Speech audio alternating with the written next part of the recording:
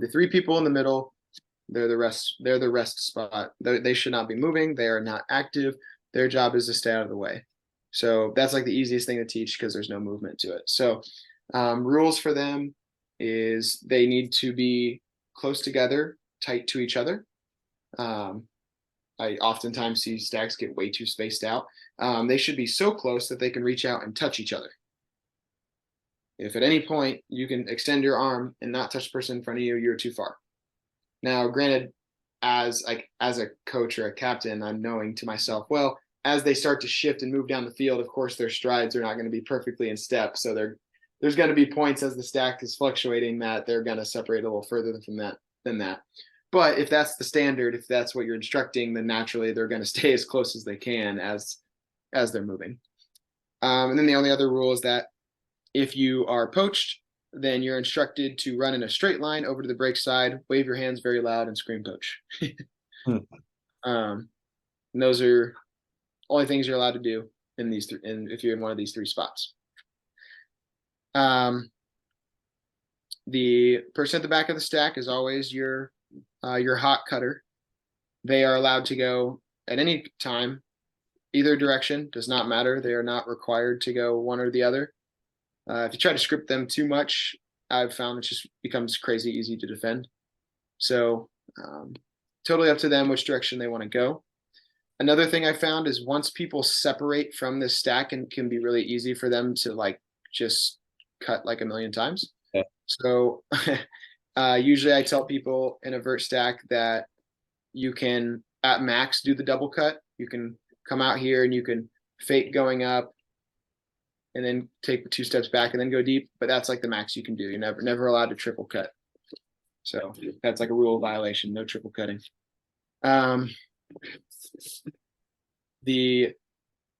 This person, after they cut, their recycle spot is always to the 2 in the stack, no matter where they're coming from.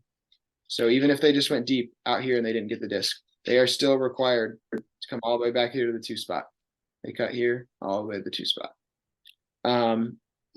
Once you get more advanced, you can teach this person to recycle differently because obviously that's a really far way to run. Yeah. But I would wait till later for that. In the beginning, I would just get everyone used to going back to the 2 spot. That's a rule you got to be like super, super strict on, because I've noticed that after people cut deep in a vert stack, because of the long distance to travel, they will just sometimes naturally just go right back into this cutting spot, which is so funny because in their mind, it's like a shorter run and they don't even think about it. They're just like, oh, I'm tired. Like, here's the shortest place to get to. But then you're like about to be the active cutter again in 2 seconds. So like, I see people like basically kill themselves on accident by continuing to recycle into the 5 spot. So that's why I say in the beginning, be super strict about going to the 2 spot. Once that person recycles into here, everyone just gets bumped 1 spot. So 2 goes to 3, 3 goes to 4, 4 becomes the hot cutter. Now, like I said before in the host stack, same thing with this handler. I want them to be in 45 and behind at all times. The only time I don't want them in 45 behind is whenever the disc is over here and they've now literally run out of space to go in the 45. Otherwise, they're always expected to be 45 and behind.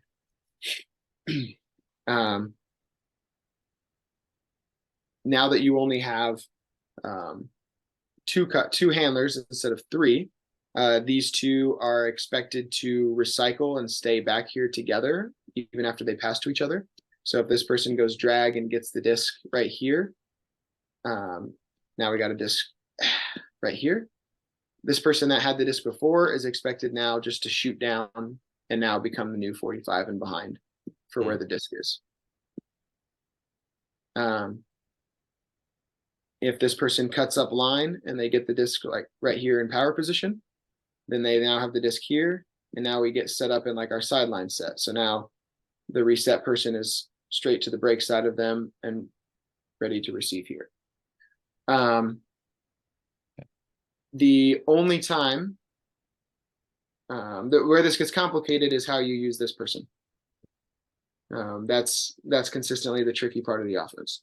So what I do is I tell this person is only expected to get involved whenever the disc goes over to the break side, and you need a continue cut.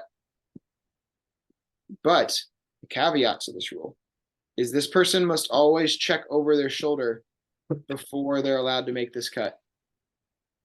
Because the last thing you want is this person's wide open for a giant 30-yard gainer, and then this person cuts it off, and now we only gain 10 yards. So they always have to check their shoulder, and having a slight delay on this cut because of that is acceptable. A lot of times, I think teams are over anxious about throwing that super fast. And so they expect the timing of this cut to be like perfect so that it's just a continue throw. Because your thought is like, well, if I'm cutting here and I get the disc, well, my mark is still catching up. So I want to be able to throw this real quick before my mark catches up. Well, what I've noticed is that one, usually that mark is like pretty far away. Like usually got a couple seconds, they weren't expecting to come over and cover this area, or they saw that as the least threatening and they're usually defending up here. Sure. Okay. So like one, not only do you have time, but two, if you're a good thrower, all you do is pump the backhand, and this person's already in full sprint trying to cut off your throw, and you fake a backhand, they're going to go flying out this way. Yeah. And then you just throw the IO flick. Okay. Yeah. So like if you got a mark with momentum going this way, you should, even if they catch up, you should still be able to get this throw off, even if it comes late. That's cool. Okay. If that happens, if this person does get the disc and now is involved, they are considered a handler.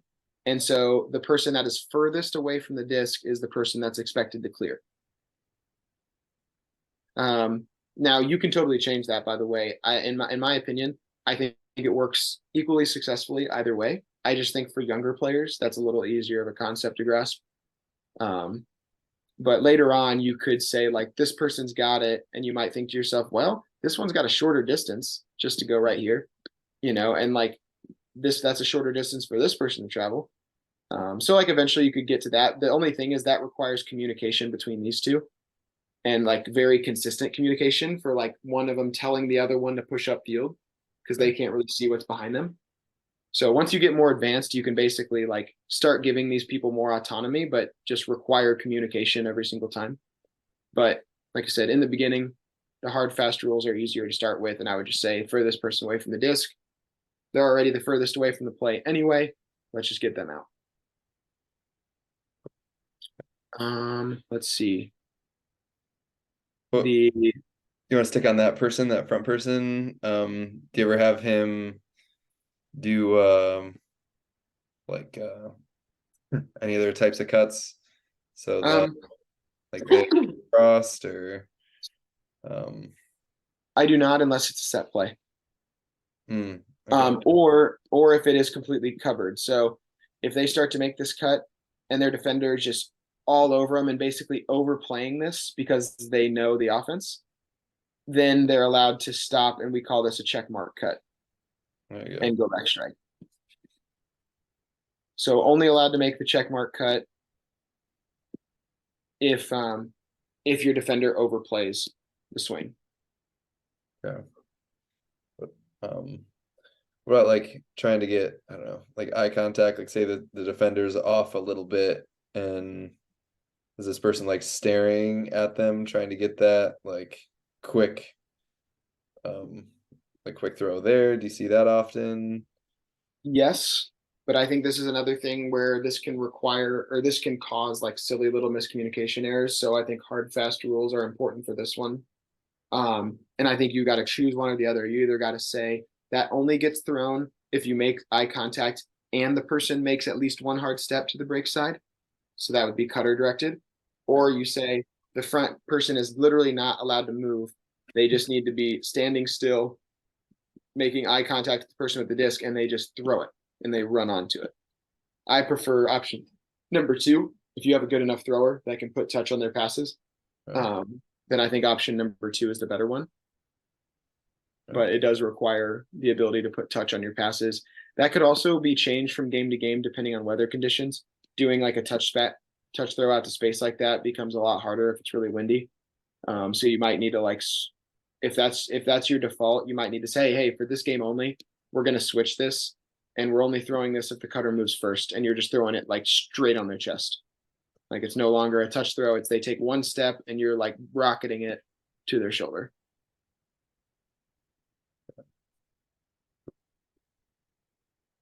What do you do with once you start seeing some? Okay, so usually this person's close, but then once you have someone sagging, like I'm not even thinking about break side yet, but like what do you do with this? Yeah. Person poach, let's say it's this person. Person poach, you run 5 yards out to the right, you screen poach, and you expect your thrower to throw a break side throw. And I know that usually having having an expectation of someone to break the mark is like I usually not the best way to run an offense. It's like if you can get it, great. But if that's really the case, they're all the way out here and you run out here, now they're gonna have to run around this stack to get to you. This could literally be like a 15-yard hammer. I mean, it could be a scuba, it could be whatever the heck you want. So that's one situation where I think it's fair to expect this guy to break the mark every time. Would you ever just move the stack over if you see that they're poaching so that gives this more room? I think it requires too many people to coordinate at once. Okay. If they're doing it like consistently and you want to pre-plan it before the point, then yes, Okay. I think that could totally work, but definitely not midpoint. Okay. Yeah.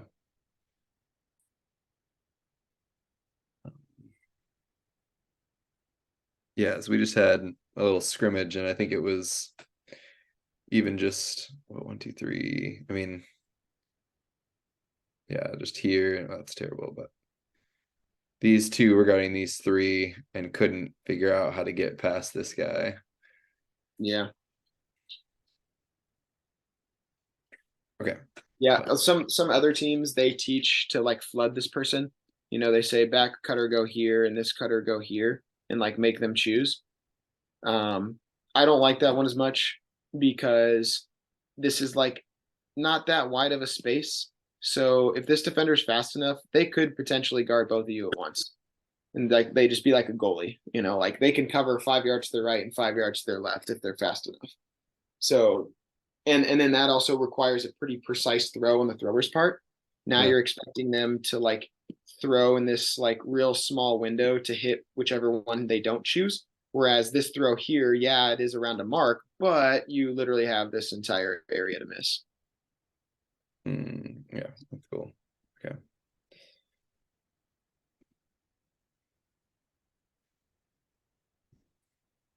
Yeah. Let's see. Anything else with vert stack?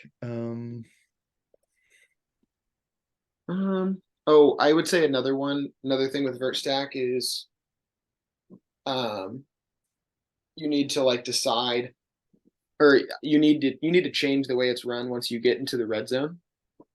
So like defending, like having your hot cutter be the back when you're in the red zone is way too easy to defend. So you need to like switch the offense to where you're cutting from the front. Now, once you're cutting from the front, some teams run it where like this person, like Omen runs it to where this person is basically expected just to be a cutter. So they're like cutting and cycling, like cutting and cycling. Whereas Alley Cats expects them to be another handler. So they're like cutting more in like down shapes and they're like staying within the handler set. Yeah. And so it's like Alley Cats is like a dominator between these three once you get to the red zone. Yeah. Whereas Omen is just like sending a cutter, then he's gone, then like flying the next cutter, and then he's gone, flying the next cutter. And so you just run a verse stack, except you just flip where the cuts are coming from. And that needs to be called out. Like someone like you know, people on the sideline and or on the field need to be screaming the word red zone or whatever cue. I mean, if you want to hide it, I suppose you could, but I don't think there's any need to, but Yeah. you need to have some sort of audio Yeah. to signify that it changes. Yeah, anything else with the vert stack allows be it's easy transition to end zone stuff I was gonna ask you about. Yeah, hmm. Oh, okay. I guess one more thing. I think this is a matter of preference. is basically the timing of this next person. Like how long do they wait to cut? Yeah. Um, oh, and another thing we didn't talk about is the is so like we talked about they go into number two in the stack, right? I'm trying to think. No, never mind. Okay, I scratched the second thing I was going to go into. So Would you we'll ever, go back. when you say go to the second, would you ever hear across and then second? That's not, I don't like the shape there, but No, I don't really like having that cutter run in front of this hammer. I wouldn't call that necessarily like I wouldn't, it's not like a hill I would die on. I would say like if a player does that, like that's not pet peeve level where I'd like jump all over them. But I would not say that's like a good thing to be making a habit. That should be like your higher level players that like recognize that their defender is still really far behind and the stall count is high. okay. That's like a good viable cut. Okay. Um, Break but I side, I think, wow, that's weird. Break side, you should always go to the second, right? Though, yeah, for sure. but open side, okay. That's what we're hoping for. Okay. Um, so the four, the like machine ran this where four was not allowed to move until this person was like extremely obviously completely done. So this person could go out into space, make their double cut, not get it. They could even triple cut, or they could come all the way out here and then they could come back down again. It's like literally you just have to wait until this person is completely off out of the cutting area before you're allowed to go. Whereas alley cats run it to where this person makes like whatever their initial cut is, whatever like cut they commit to, and then if it's not thrown or it's pumped, then this person is expected to activate and read and do the opposite cut right away. Hmm. So if I got the disc here and like Rick were to come out here and make this deep cut and I throw a fake, that not only signifies to him that I'm not throwing it, you should start your clear, but then that would signify to like Levi, boom, you like shoot out into space.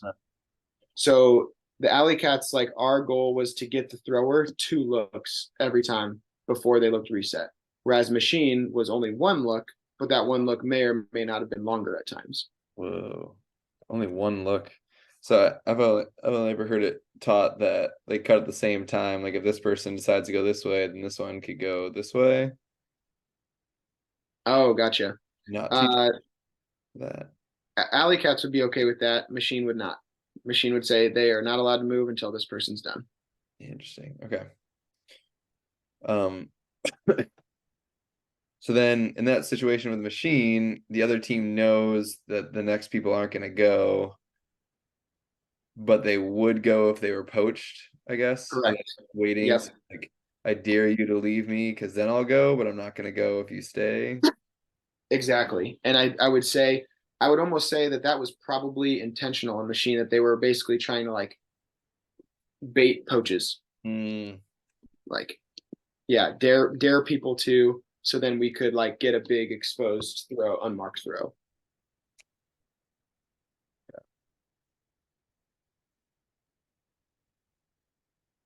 So you the shape you've been drawing has just been like in and out. Do you what would you say to how the cut should start? Like is it a few steps out and then you're going? Is it just way too situational to talk about? Because I always think I the defender. yeah, that's a good point actually, because I do think a common mistake I see is this person goes out too far before they choose their direction. They make their cut more like this. Whereas it really should be only as far as you need to clear the cutters, and then you cut, so that way you can get some angle on it. Well, actually, with the deep cut, I never cut like that. That was a bad example. Sorry.